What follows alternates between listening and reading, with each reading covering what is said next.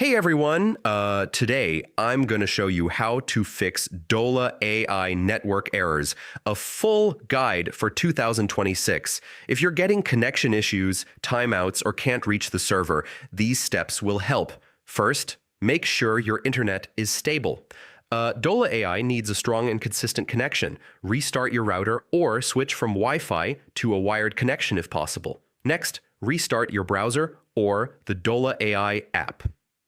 Sometimes temporary glitches cause network errors, and a quick restart can solve it. Then clear your browser cache and cookies.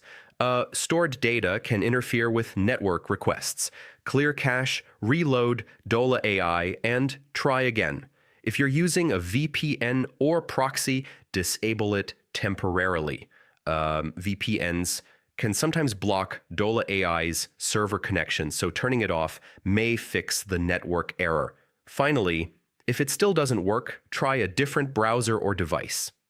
Switching from Chrome to Edge or from PC to another device helps isolate whether the issue is local or account-specific. And that's it.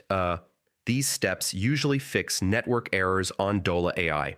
If the problem continues, contact support. They can help with account-specific or server issues. Thanks for watching.